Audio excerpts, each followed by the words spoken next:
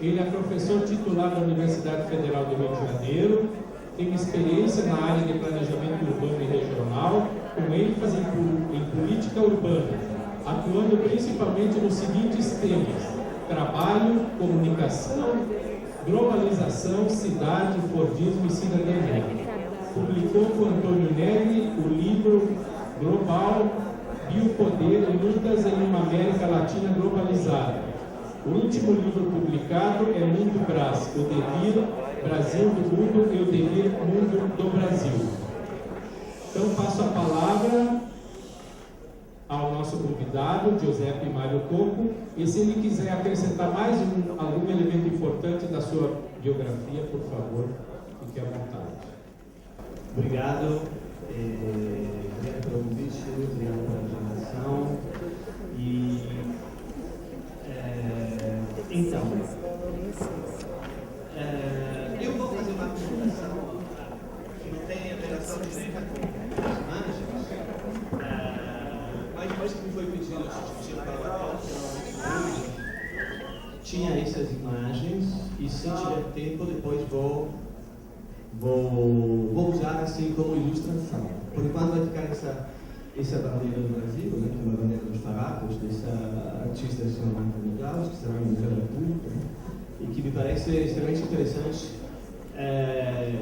e que tem um subtítulo da minha fala, que vocês vão ver, que pega essa problemática das redes sociais, da democracia participativa, do OB, abrindo para longe, né? No sentido que eu acho que nós estamos no Brasil hoje, no desafio dos próximos, dessa década, na batalha chamada classe C. Então, quando a gente fala das redes sociais e da democracia, participação, eu acho que de imediato a gente pode lembrar duas coisas. A primeira é que, falando de redes sociais e democracia participativa, na realidade, nós somos obrigados já a abrir esse tema do orçamento participativo num horizonte muito mais amplo. E que, eventualmente, esse horizonte mais amplo, ele pode servir para sair de alguns dos impasses, né, das experiências passadas, e de como elas são tratadas e foram tratadas mesmo nas mesas de ontem à noite e de hoje. Quando a gente fala de redes sociais, necessariamente a gente fala muito mais do que participação, a gente fala de colaboração, que já não é a mesma coisa, né? E porque a participação é algo que vem depois. Ela vem depois da representação e depois que o orçamento se constituiu. Você participa, né, da determinação das prioridades do orçamento, um orçamento que vem de outro lugar, de uma outra organização da produção. A colaboração, ela já está na origem, na fonte do que depois vira também um orçamento. E outro elemento é que não é mais apenas o orçamento que pode ser objeto de uma democratização e de uma inovação democrática, mas é o próprio governo. Ou seja, se por um lado nós podemos pensar, para além da participação, a colaboração, por outro lado nós podemos pensar, para além da democratização do orçamento, a democratização do próprio governo, né? Algo que a gente poderia dizer wiki-government. Né? Mas aí, como eu coloquei no meu título, eu vou pegar a coisa um pouco de longe e relacionar o tema da democracia no horizonte das redes sociais, das novas tecnologias, da informação, da comunicação, numa análise do capitalismo e do que eu chamaria uma nova composição do trabalho.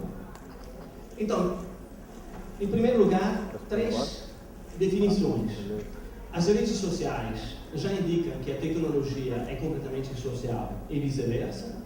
A gente está falando de redes sociais e a gente sabe que essas redes são redes proporcionadas que caracterizam a tecnologia. Não há mais diferença entre dinâmica tecnológica e dinâmica social. A tecnologia já é social.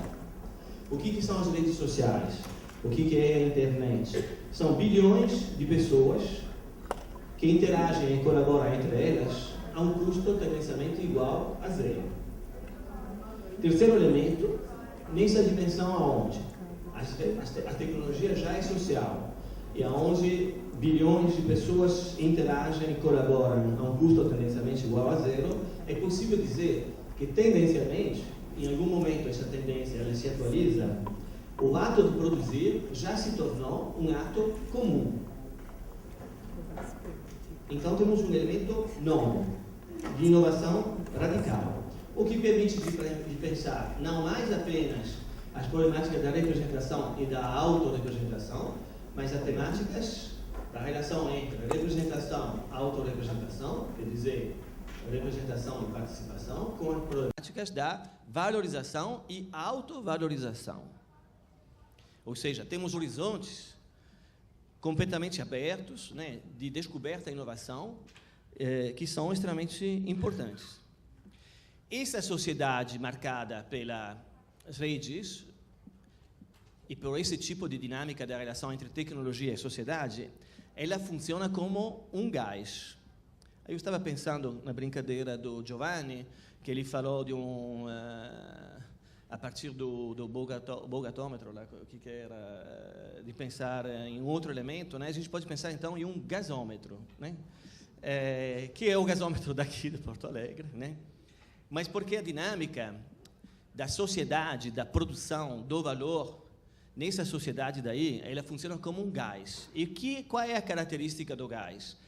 Que ele circula, que ele é potente e que ele vaza por toda parte, né?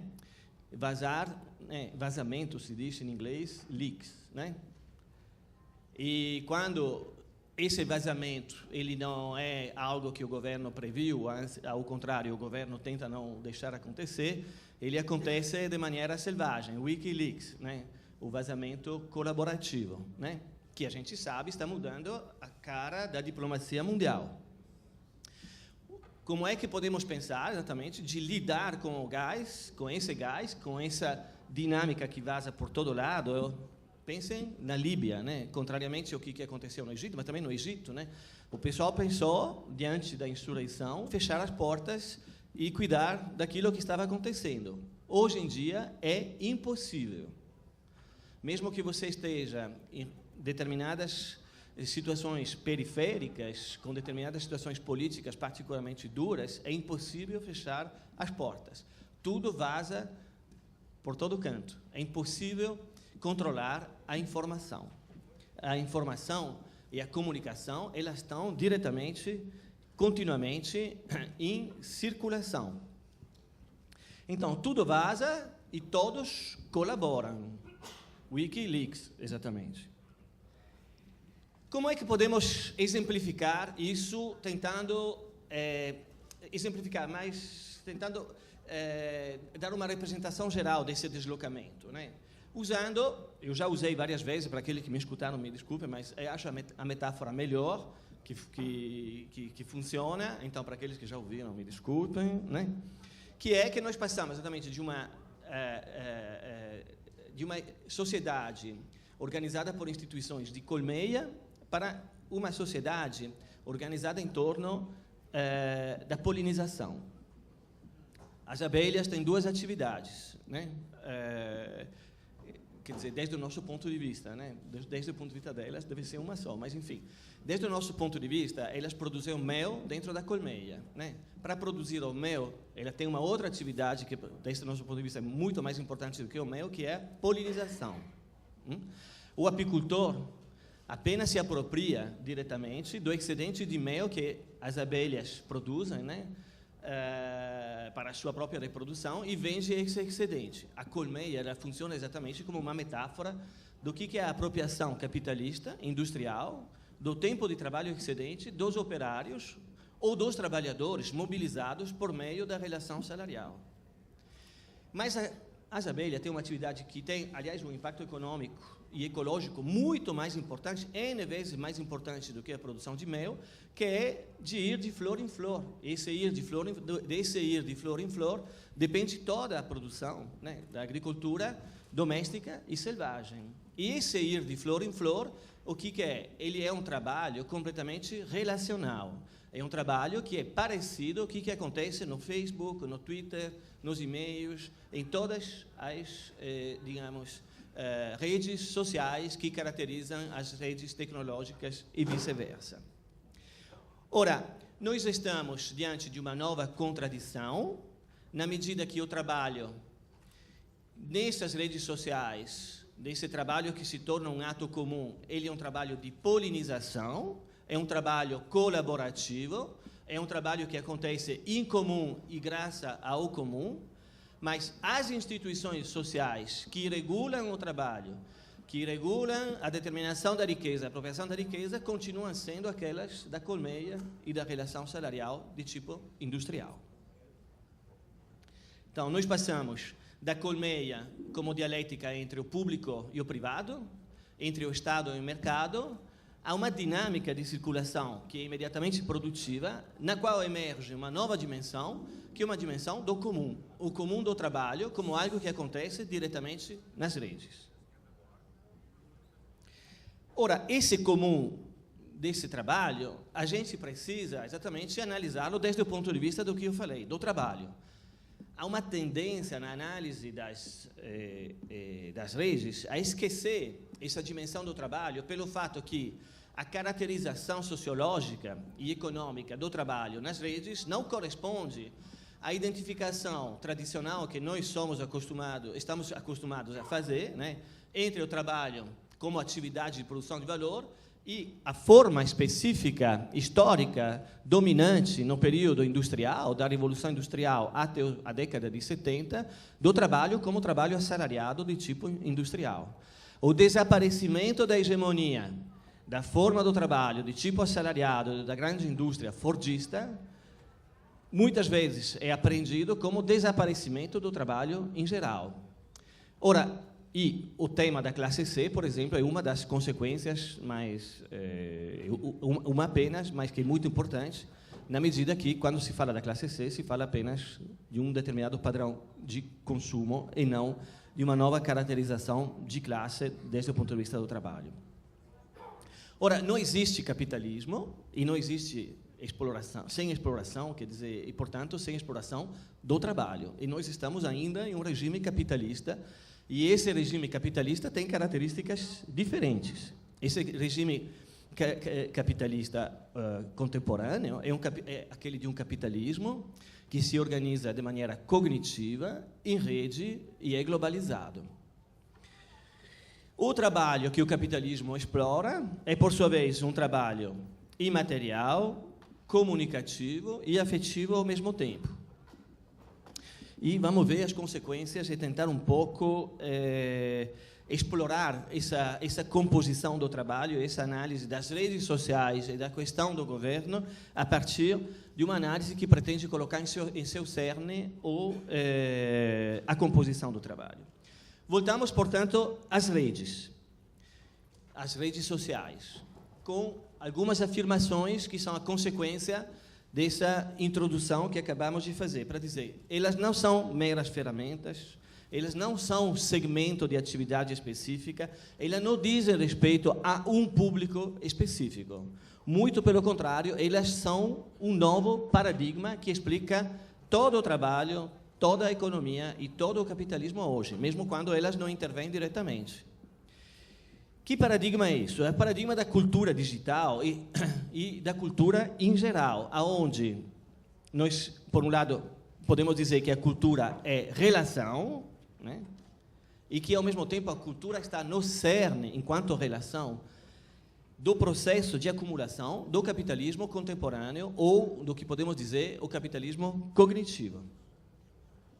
Por que a cultura está no cerne do regime de acumulação do capitalismo cognitivo?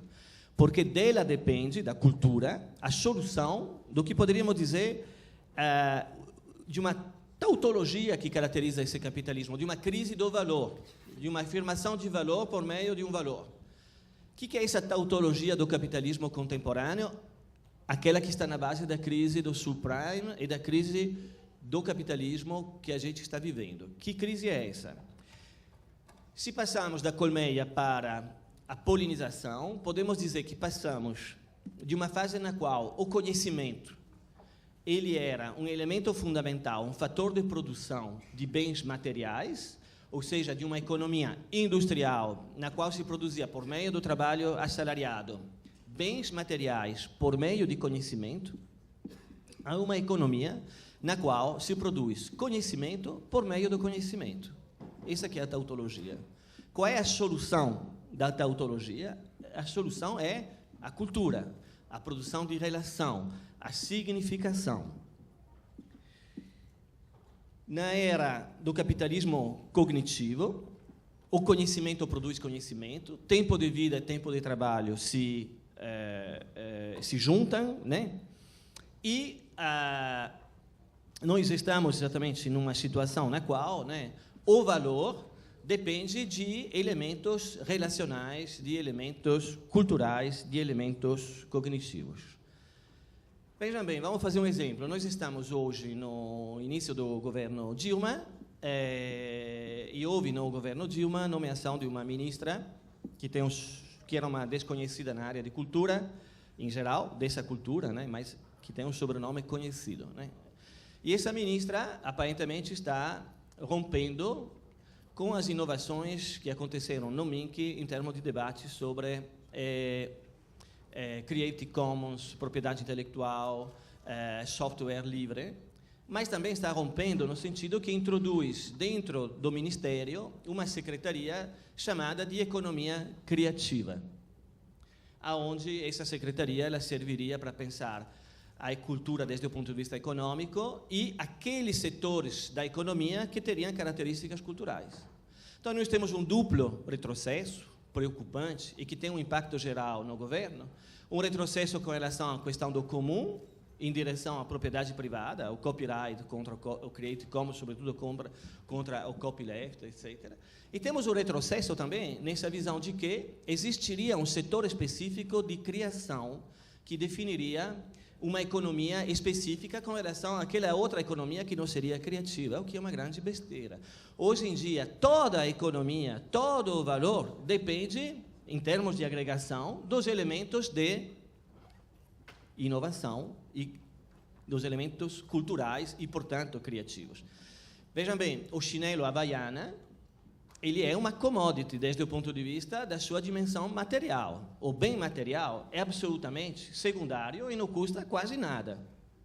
O valor que o chinelo Havaiana tem é completamente relacional. É design, cultura da praia, a imagem do Brasil, né?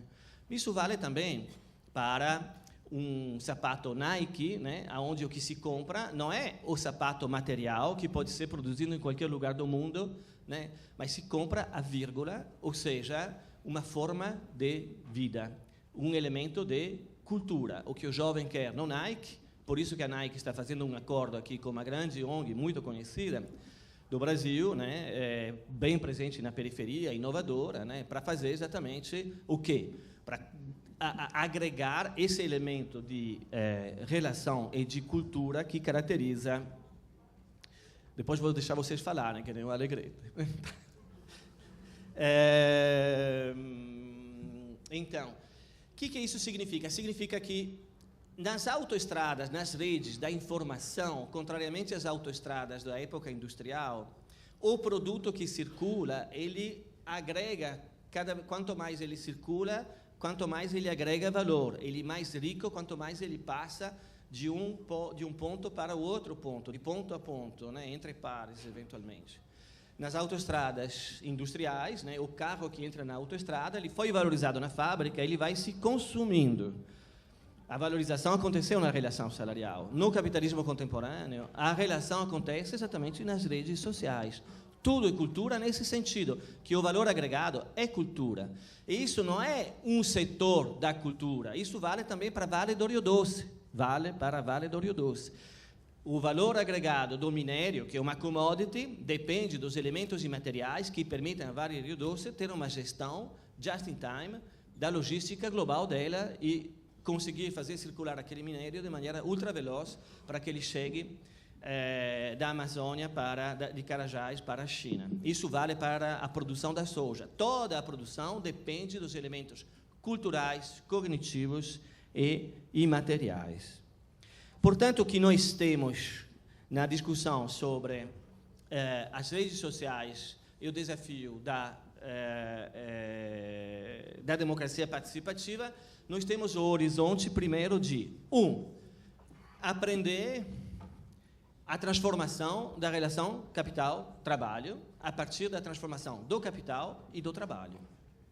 Então, a necessidade de dizer o sujeito de um processo de democratização é um novo tipo de trabalho, que não é mais o trabalho assalariado, definido pelas suas tarefas materiais, mas é um trabalho imaterial que a gente encontra dentro do trabalho assalariado e fora do trabalho assalariado, que é o trabalho que a gente encontra nos setores tipicamente, tradicionalmente, culturais, do design, da arquitetura, do planejamento, mas é também o trabalho do pobre, o trabalho da cooperação.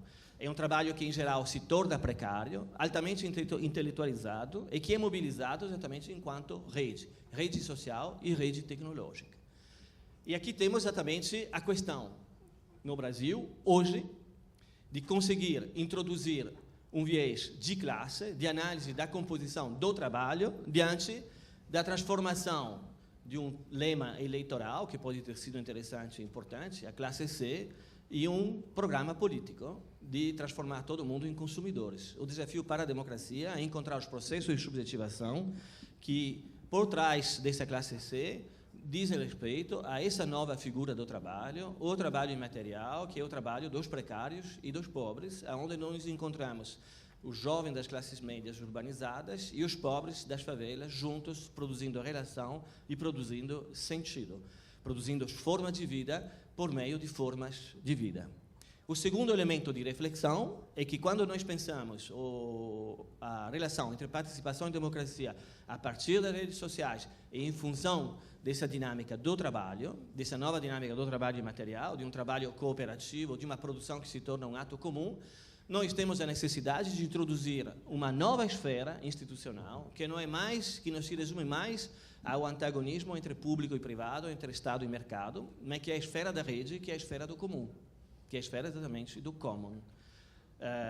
Isso aqui, a meu ver, é a grande inovação e que permite exatamente de pensar grande, de pensar a partir do Rio Grande do Sul, com a determinação política que existe aqui, uma inovação nesse sentido, na inovação no sentido da determinação de uma experimentação institucional adequada, né? E nesse sentido, exatamente, ir além do OP em direção ao Wiki-Government, em direção ao governo colaborativo. Bom, depois, se sobra tempo, não sei se vai ter debate ou não, se a gente fecha. Aí fica com essa bandeira, então. Obrigado.